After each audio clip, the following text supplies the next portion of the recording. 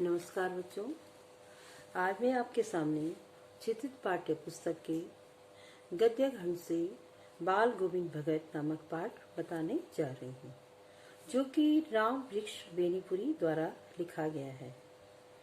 राम वृक्ष बेनीपुरी आधुनिक युग के एक निबंधकार हैं।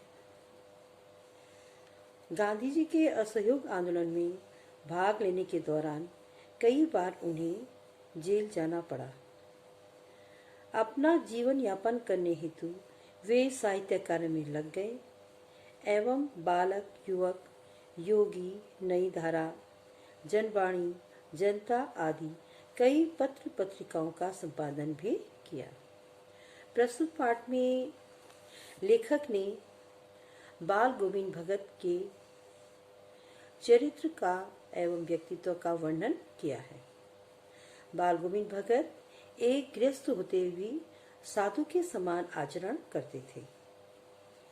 उनका संगीत के प्रति अगाध प्रेम था और लेखक उनके संगीत के जादू से मोहित था। लेखक बताते हैं कि बाल गोविंद भगत किस तरह से भादों की अंधेरी रातों में भी बिजली की तड़प में, बादलों की गरज में अपने संगीत को रुकने नहीं देते थे। लेखक कहते हैं कि कार्तिक आया नहीं कि बाल गोविंद भगत की प्रभातियां शुरू हुई और जो फागुन तक चला करते। इन दिनों वह सवेरे ही उठते, न जाने किस वक्त जगकर वह नदी स्नान को जाते। गांव से 2 मील दूर वहां नहा धोकर लौटते और गांव के बाहर ही पोखरे के ऊंचे भिंडे पर अपनी खंजरी लेकर बैठते और अपने गाने टेरने लगते।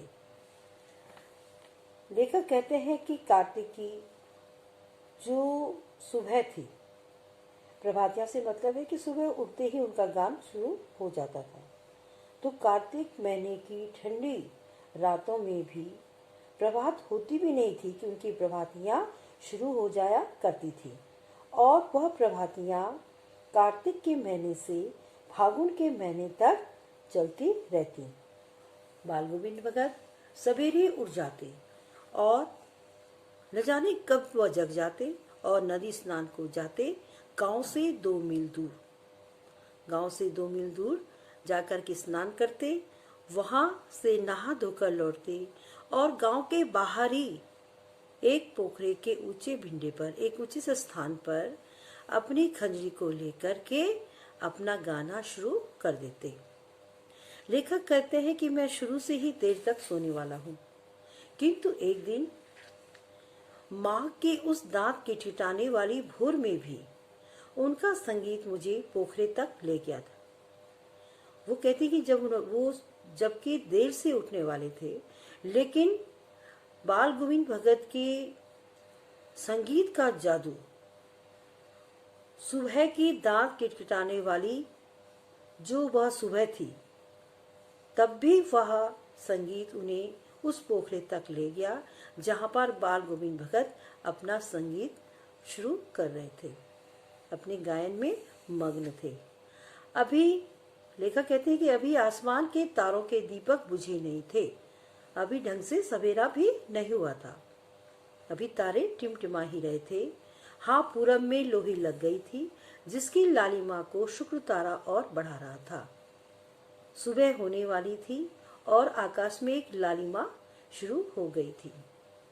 खेत, बगीचा, घर, सब कुछ पर कुहासा छा रहा था क्योंकि जाड़ी का मौसम था। तो चारों तरफ क्या था, एक कोहरा सा लगा हुआ था। सारा वातावरण अजीब रहस्य से आवृत मालूम पड़ता था। उस रहस्यमय वातावरण में एक कुश की चटाई पर पूरा मुंह काली कमली ओढ़े बाल गोविंद भगत अपनी खंजरी लिए बैठे थे। लेखक जब पोखरे तक उनके संगीत को सुनते सुनते गया तो उसने वहां पे क्या देखा कि उस रहस्यमय वातावरण में एक कुश की चटाई पर और केवल शरीर में एक कमली ओढ़े हाथ में खंजरी लिए बाल गोविंद भगत जो है बैठे हुए थे और क्या है उनका गायन चल रहा था। उनकी उंगलियां खंजरी पर लगातार चल रही थी। गाते गाते वे इतने मस्त हो जाते, इतने सुरूर में आ जाते, उत्तेजित हो उठते कि मालूम होता कि अब खड़े हो जाएंगे। गाते गाते उनकी मस्ती अत्यधिक बढ़ जाती थी। कमली तो बार बार सिर से नीचे सरक जाती। ठंड से बचाने के लिए जो उन्होंने कमली ओढ़ी थी, वह जब इतना मस्त हो जाते थे गाने में कि वह भी नीचे से सरक जाती थी। मैं जाड़े से कंपकपा रहा था। उधर लेखक कहते हैं कि मैं उनको देख रहा हूँ कि उनकी कमली जो एक पहने हुए है वह भी सिर से नीचे सरक जा रही है, लेकिन लेखक स्वयं जाड़े से कंपकपा रहा था। किंतु तारे के छांव में भी उनके मस्तक के श्रम बिंदु जब तक चमक ही पड़ते। लेखक जाड़े से कंपकपा रहा था, लेकिन बाल गोविंद भगत के मस्तक में पसीने की बूंदें तब भी दिखाई पड़ रही थी। गर्मियों में उनकी संध्या कितनी उमस भरी शाम को न शीतल करती। अपने घर के आंगन में आसन जमा बैठते। गांव के उन कुछ प्रेमी भी जुट जाते। खंजरियों और करतालों की भरमार हो जाती। एक पद बाल गोविंद भगत गाह जाते। उनकी प्रेमी मंडली उसे दोहराती तिराती। धीरे धीरे स्वर ऊंचा होने लगता, एक निश्चित ताल, एक निश्चित गति से। लेखक कहते हैं कि गर्मियों की संध्या में अपने घर के आंगन में वह आसन जमा करके बैठ जाते थे और उनके आसपास गांव के प्रेमी भी इकट्ठा हो जाते थे। और जब उनका गायन शुरू होता था तो खंजरियों और करतालों की भरमार, मतलब अत्यधिक सभी लोग उनके सामूहिक गायन में शामिल हो जाते थे। एक पद कौन गाते थे? बाल गोविंद भगत कहते, और उनकी जो प्रेमी मंडली थी, गायन मंडली थी, उसे दोहराती तिराती रहती। एक निश्चित ताल और एक निश्चित गति से उनका स्वर ऊंचा होता रहता।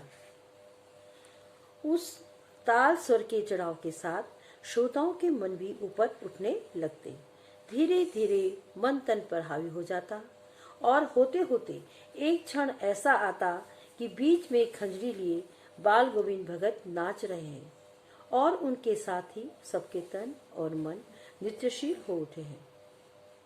लेखक बताते हैं कि वह गायन जब सुरूर पे चढ़ जाता था, सभी लोग इतना मस्त हो जाते थे कि धीरे धीरे वह मन के साथ साथ तन पर भी असर करने लगता था और बीच में खंजरी लिए हुए बाल गोविंद भगत नृत्य करने लगते थे और सारा आंगन नृत्य और संगीत से ओतप्रोत हो जाता। इस तरह से बाल गोविंद भगत के संगीत में एक जादू था जो कि श्रोताओं को विभोर कर देता और श्रोता गण भी उनके साथ में गायन में उनका साथ देते थे। बच्चों, आज मैं अपना पैराग्राफ यहीं पे समाप्त कर रही हूँ। आगे की व्याख्या मैं अपने दूसरे वीडियो में बताऊंगी।